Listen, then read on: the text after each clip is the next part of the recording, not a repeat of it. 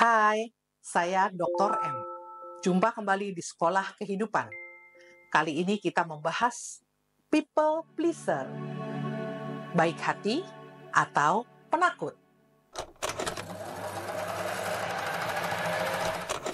Sahabat Afi, apakah Anda termasuk people pleaser? Orang yang punya tujuan untuk menyenangkan orang lain, meskipun kadangkala itu merugikan diri sendiri.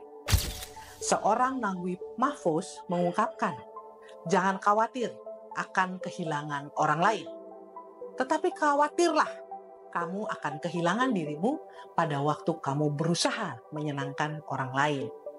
Dikatakan, menyenangkan orang lain itu membuat diri kita yang asli tersembunyi. Kita mau bahas itu karena ternyata fenomenanya banyak di sekitar kita. Ada apa dengan people pleaser? Sahabat Afi, apa itu people pleaser? Ini dari Marissa Moore, Jennifer Littner tahun 2024 dalam artikelnya The Psychology Behind People Pleasing. Dikatakan people pleaser adalah orang yang suka menyenangkan orang lain dengan mengabaikan kebutuhan mereka sendiri dalam rangka menyenangkan orang lain tersebut. Seseorang menjadi terjebak dalam memberikan seluruh dirinya kepada orang lain. Memberikan diri kepada orang lain sangat bagus ya. Perilaku-perilaku untuk menyenangkan orang lain sangat dihargai. Tetapi ketika dalam upaya menyenangkan orang lain itu seseorang sampai kehilangan dirinya, bahkan melakukan hal-hal yang mungkin tidak disukai dan merugikan dirinya, itu lain cerita. Nah, people pleaser seringkali memiliki tantangan dalam beberapa hal sebagai berikut. Ada 4. Mungkin sahabat juga bisa ngecek ya, sahabat Afi silakan cek. Kesulitan membedakan kesukaan, ketidaksukaan, hobi dari orang lain dengan diri mereka sendiri. Jadi mereka sulit membedakan ini tuh sebetulnya kesukaannya saya, seleranya saya, maunya saya, atau harapan orang lain, kesukaan orang lain, maunya orang lain. Jadi sulit membedakan itu. Yang kedua, sulit mengetahui keinginan, harapan, dan tujuan mereka yang sebenarnya mungkin menjadi sulit bagi mereka. Jadi kesulitan dalam memastikan keinginan, harapan, dan tujuan-tujuan pribadinya. Karena tercampur dengan keinginan, harapan, dan tujuan orang lain. Yang ketiga, mereka mungkin juga mengalami kesulitan untuk mengatakan tidak. Jadi untuk mengatakan no, aku tidak mau.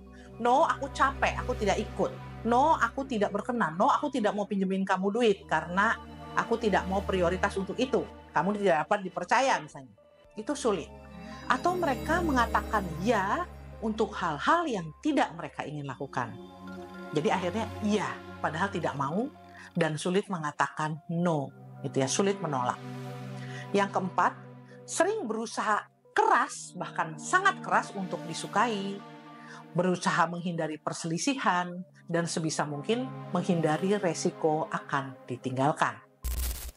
People pleasing atau perilaku menyenangkan orang lain seringkali dapat menyebabkan kebencian atau resentment gitu ya pada orang yang people pleaser ya, kepada orang people pleaser. Artinya karena dia berusaha untuk terus menyenangkan orang lain, jadi energinya terkuras dan seringkali juga lelah.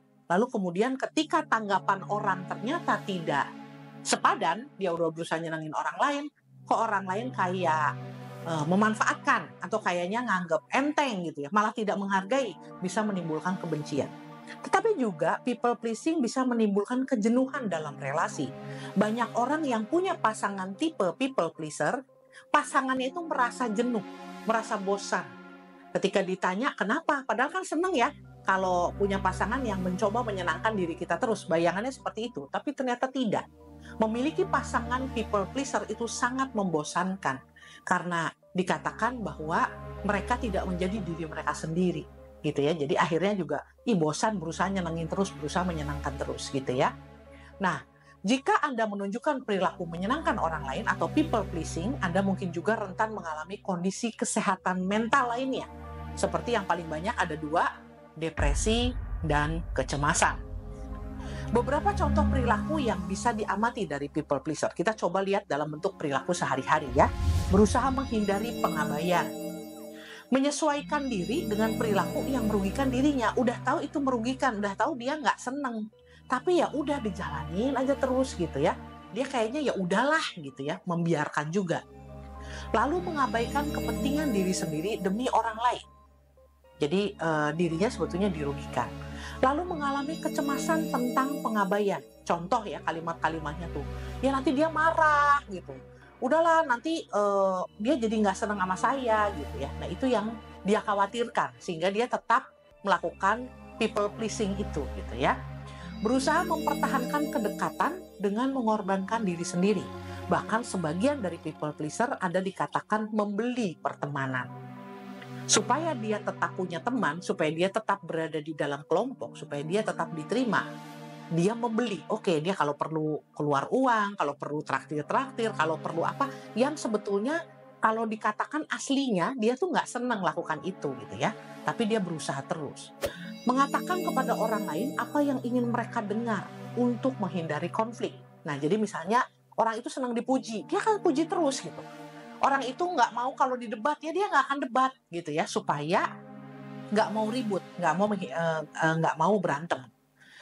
Seringkali orang dengan people pleaser menerima undangan untuk melakukan hal-hal yang mereka tidak sukai. Jadi diundang ya udah ikut, diajak ke sana ya udah ikut, padahal capeknya bukan main, padahal dia sebetulnya pengen istirahat misalnya. Tapi dia akan tetap lakukan itu gitu ya.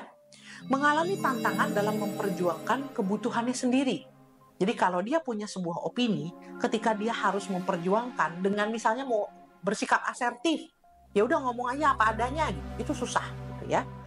Lalu menunjukkan kurangnya batasan pribadi atau kurang boundaries. Kan ada orang yang bilang, oh enggak, saya kalau di luar jam antara jam segini sampai segini saya akan tanggapin, di luar jam ini saya enggak. Oh saya enggak mau kalau di luar, kalau weekend saya pasti enggak mau misalnya gitu.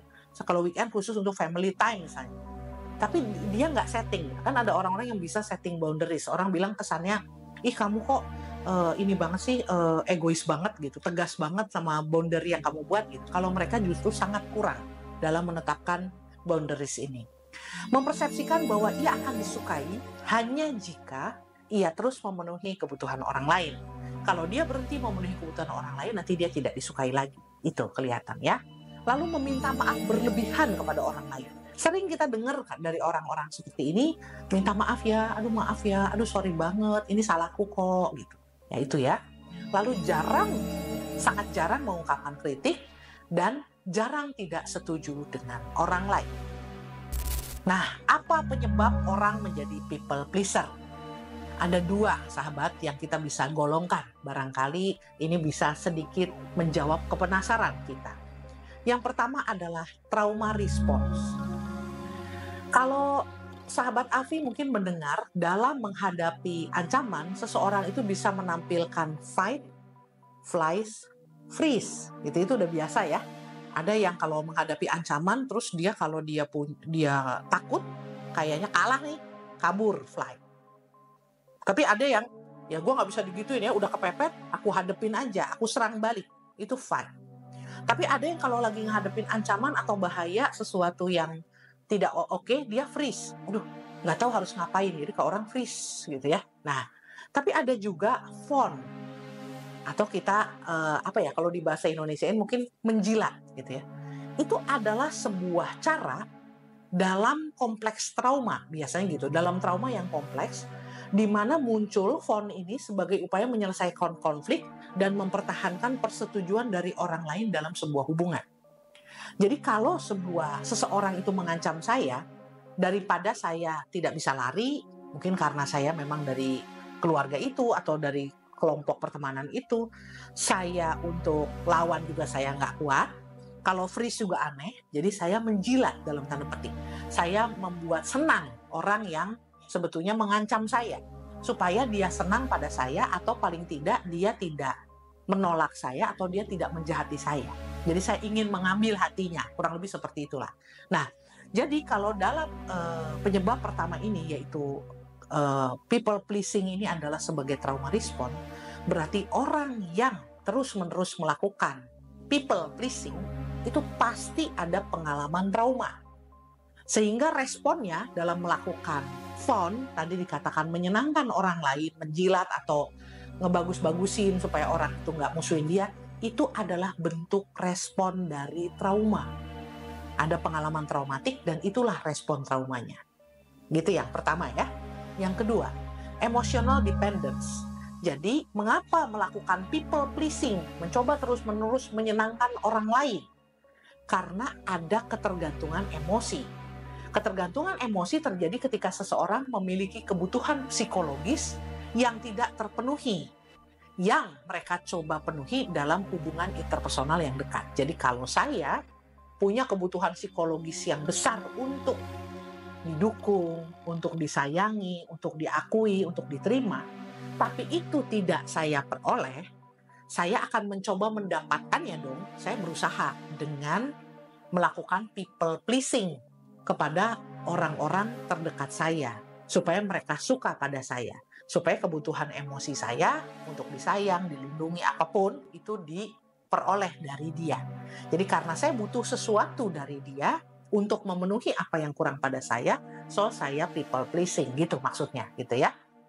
Hasil penelitian tahun 2019 menunjukkan bahwa mereka yang memiliki ketergantungan emosional mungkin takut dan menghindari kesendirian. Terlibat dalam perilaku menyenangkan orang lain atau people pleasing tadi dan mencari eksklusivitas dalam hubungan romantis. Jadi kalau di dalam hubungan romantis, mereka sangat rentan dengan rasa terancam. Oh iya ya, wah ya gimana caranya supaya tetap hubungan ini terjalin dalam hubungan romantis ya?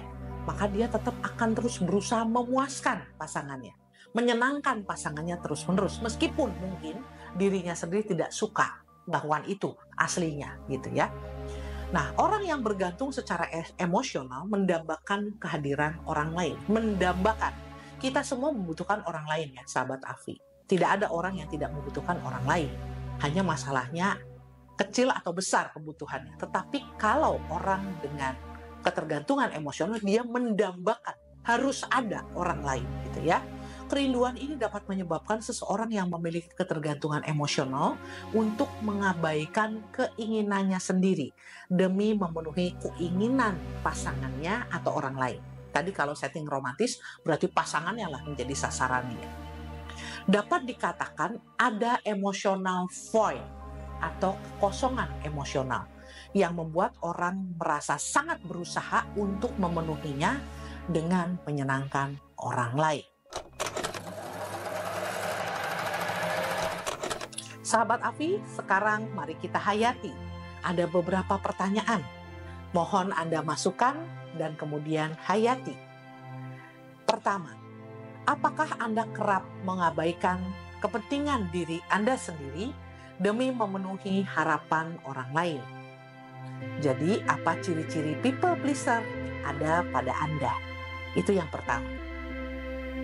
Yang kedua, sejauh Anda mengamati diri Anda, sejak kapan Anda mulai melakukan people pleasing?